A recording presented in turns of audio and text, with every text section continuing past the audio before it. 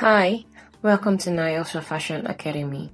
Today we are going to show you how to draft a pencil skirt pattern from scratch.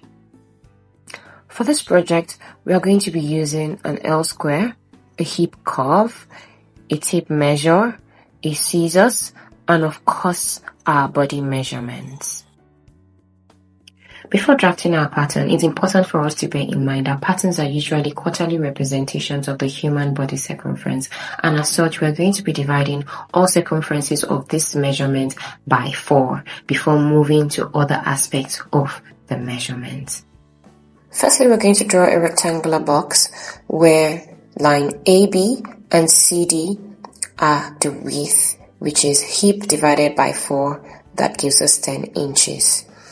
Line AC and BD are the length, which is skirt length plus hem allowance, that gives us 23 inches. The next thing we want to do is to draw our hip line. So from line AC and BD, we are going to come down by 8 inches. The next thing we want to do is to get our waist measurement, which is waist divided by 4 plus dart allowance. Now our waist is 30 inches in this measurement, so it's 30 divided by 4, which is 7.5 inches plus dart allowance, which is 1 inch. That is 7.5 plus 1, that gives us 8.5 inches. I also want to get my leg shape line, and to do that, I like to come up from C and D by 5.5 inches. I also came back up to label my waist point. I like to use letters of the alphabet to label my patterns when drafting, just for further clarity. So on the leg shape line, which is line GH, I'm going to come in from point H by 1.5 inch. So I'm going to mark that as point G. So now I'm going to join point I, F, and J. Again, on line CD, I'm also going to come in from point D by 1.5 inch.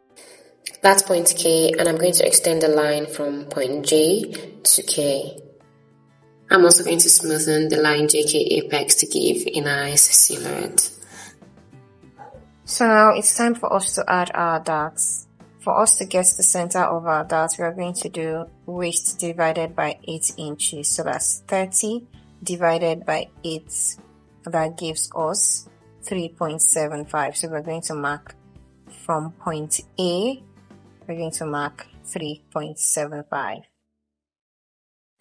I want my dart to stop 1 inch above my hip line. So I'm just going to come up 1 inch from my hip line, and I'm going to draw another line there.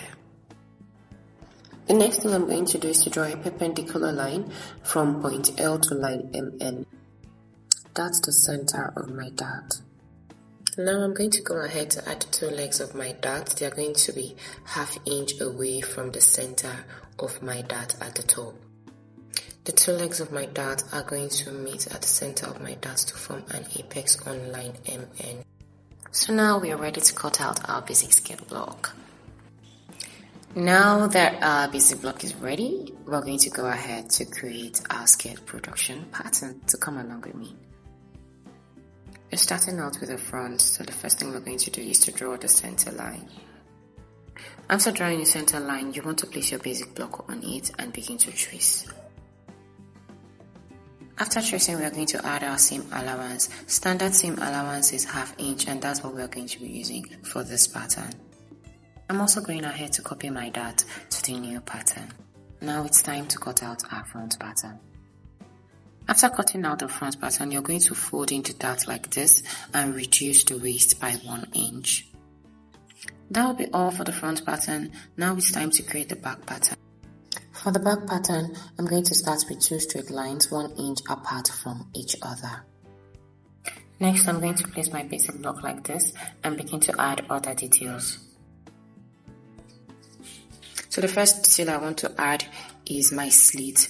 I want it to be 2.5 inches above the leg shape line. So I'm going to go ahead and measure 3 inches to give room for seam.